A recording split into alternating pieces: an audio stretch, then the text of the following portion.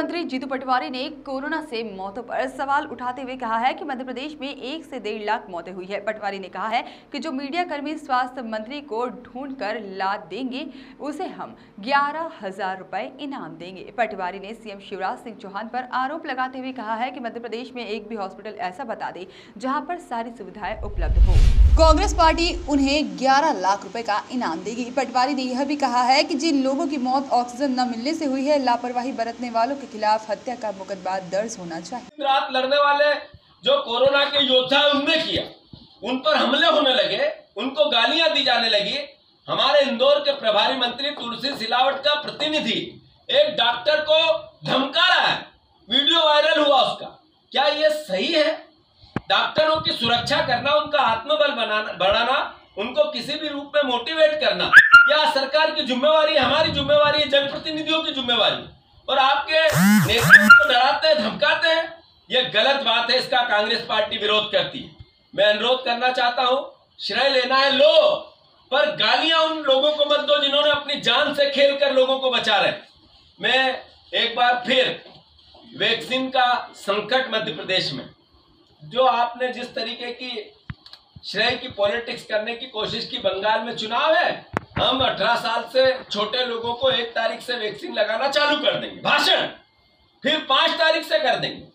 94 देशों को इस सरकार ने, देश की सरकार ने 4,45,000 इंजेक्शन पहले भेज दिए। अब यहाँ किल्लत है, अब यहाँ के लोग मर रहे हैं। वैक्सीन, इसका महामारी से लड़ने का आधार सिर्फ वैक्सीन है, उसमें भी लापरवाही, राजनीति, इसका कांग्रेस पार्टी निंदा करती है। उपयोगिता, योग्यता, उनका क्या मध्य प्रदेश के लिए योगदान है, सिफर, दिखता नहीं है। मैं मानता हूं ये हमारे लिए दुर्भाग्य हो गया। मैं नकारात्मक बातें नहीं करना चाहता, पर नरोत्तम मिश्रा, जिन्होंने 16 साल मंत्री रहे, जिनकी 17 साल से सरकार है, वो कांग्रेस पे आरोप प्रत्यारोप लगाते हैं, कमलनाथ जी पे लगाते हैं, दिग्विजय सिंह जी पे लगाते हैं, और कहते हैं कांग्रेस को जनता माफ नहीं करेगी। शर्म आती है मुझे। इस पेंडेमिक में आरोप प्रत्यारोप लगाकर सत्ता पक्ष के लोग अपने पाप को छुपा नहीं सकते। हम साथ देना चाहते हैं, कांग्रेस पार्टी साथ देना चाहती है सरकार का, और इस पेंडेमिक से लड़ने में हम सब सहयोगी बने, एकजुट हो, कोई पक्ष विपक्ष नहीं रहे। हम उस तरह की भाषा बोलना चाहते हैं। पर नरोत्तम मिश्रा के 1.5 महीना लगातार बंगाल में चुनाव प्रचार करने के बाद जैसे ही आए आरोप प्रत्यारोप लगाते हैं, ये शोभा नहीं देता। मैं मानता हूं ऐसी पूरी परिस्थिति में मध्य प्रदेश की जनता, परिवार के लोग मरते जा रहे हैं। एक भोपाल की आंकड़े इस पेंडेमिक में मरने वाले, पर अखबार के आंकड़े कहते हैं कि 5,000 के आसपास भोपाल में लोग शमशान घाटों में मरे हैं, जिनका अंतिम संस्कार हुआ है, और 2,500 से ज्यादा, 2,500 से ज्यादा कोविड के प्रोटोकॉल में कब्रिस्तान और शमशान घाट में अंतिम संस्कार हुए। इसका मतलब है कि एवरेज, ऐसा ही इंदौर में भी है, ऐसा ही जबलपुर में भी, ऐसा ही ग्वालियर में भी। इसका मतलब है कि एक जिले में 3,000 से ज्यादा मौतें प्रोटोकॉल, कोविड के प्रोटोकॉल से हुई है। गांव गांव के आंकड़े ही नहीं है मध्य प्रदेश में।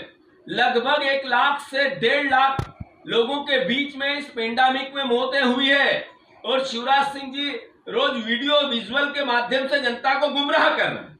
कांग्रेस पार्टी कोई आरोप प्रत्यारोप में नहीं जाना चाहती, पर जनता से अनुरोध करना चाहती है कि हालात ये हैं कि मध्य प्रदेश में लगभग 1 लाख से 1.5 लाख के बीच में मौतें हो चुकी है।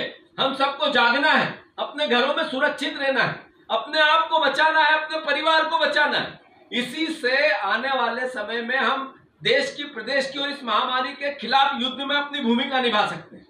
मैं मानता हूं कि इस समय जिनकी मौत हुई है, इस पूरी पेंडेमिक में जिसको भी परिवार को हताहत होना पड़ा, उन सबको मैं श्रद्धांजलि कांग्रेस पार्टी की ओर से देता हूं। मैं मानता हूं, मैं मुख्यमंत्री को धन्यवाद भी देता हूं इस अवसर पर कि कमलनाथ जी ने जो डिमांड की, और उन्होंने कहा कि ये जो मीडिया जगत के लोग हैं, ये दिन रात लगे रहते हैं, पूरी कोशिश करते हैं एक योद्धा के रूप में इनको भी कोरोना का योद्धा घोषित किया जाए, उस कैटेगरी में लिया जाए। इसको लेकर पत्र लिखा और शिवराज सिंह जी ने उसको स्वीकार किया।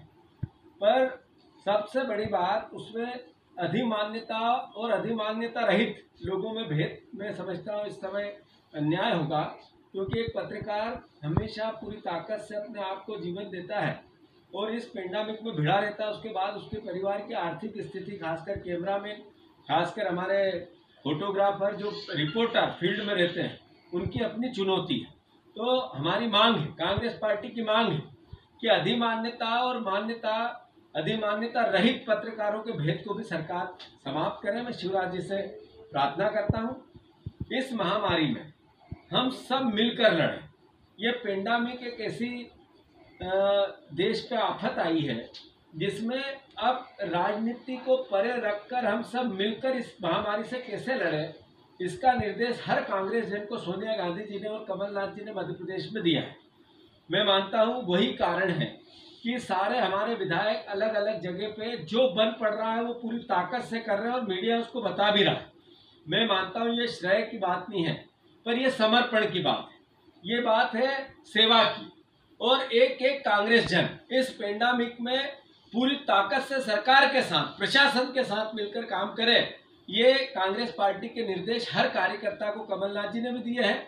और इस प्रेस के माध्यम से मैं भी सबसे आग्रह करता हूं, कांग्रेस पार्टी का एक एक कार्यकर्ता हो, किसी पद पे हो, छोटे पे हो, बड़े पे हो, या विधायक हो, सांसद हो, पूर्व विधायक हो, हम सबको मिलकर शासन के नियमों के साथ इस पेंडेमिक में अपना योगदान देना है।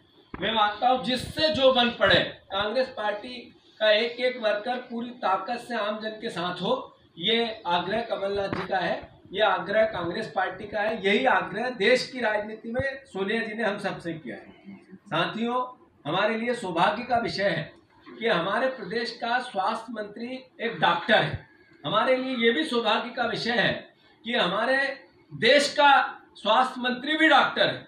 आप देखो कि उसके बावजूद जब परिवार का व्यक्ति हॉस्पिटल जाता है तो या तो लूट कर आता है या मर कर आता है। घर स्वस्थ होने के साथ साथ लूट के आएगा या मर के आएगा, घर एकदम सुकून से नहीं आ सकता। ये हमारे देश की स्थिति है। मैं मानता हूं हमारे लिए चुनौती है कोरोना की महामारी का 1 वर्ष से ज्यादा, और इस खरीदी हुई सरकार का भी 1 वर्ष से ज्यादा क्या हालात किए मध्य प्रदेश के, वो जग जाहिर अखबार रोज बताते हैं, मीडिया रोज बताती है। मैं मानता हूं नकारात्मक बात उस पर करना इस समय उचित नहीं होगा, पर प्रदेश की जनता ने इस बात को सकारात्मकता से बताया। और जो दमों का चुनाव हुआ उसमें इतना बड़ा अंतर से भारतीय जनता पार्टी को हराना, ये मैसेज था कि इस पेंडेमिक में उस विजनरी नेता की आवश्यकता थी जो विश्व भर में जिसके संबंध थे। कमलनाथ जी की योग्यता और उनके अनुभव, पूरे जीवन के अनुभव को एक तरह से मोहर लगी। मैं मानता हूं कि राजनीतिक बात ज्यादा नहीं हो सकती, पर ये दमों का चुनाव भारतीय जनता पार्टी ने जो लूट खसोट खरीद की पॉलिटिक्स मध्य प्रदेश में की, उसके खिलाफ जनता का जनादेश है। मैं मानता हूं ये प्रदेश के मुख्यमंत्री जी को समझना चाहिए और सही निर्णय लेना चाहिए। मैं जान नहीं बचाओगे और चापलूसी करोगे, ऐसा मुख्यमंत्री नहीं चाहिए मध्य प्रदेश की जनता। आपने अस्पतालों में बिस्तर नहीं है, आपकी वेबसाइट चलती है, आप इस पे फोन करो, खाली जहां 1 लाख बिस्तर हमने पूरे मध्य प्रदेश में बना दिए, कहां है वो बिस्तर? मध्य प्रदेश की जनता क्यों मर रही है?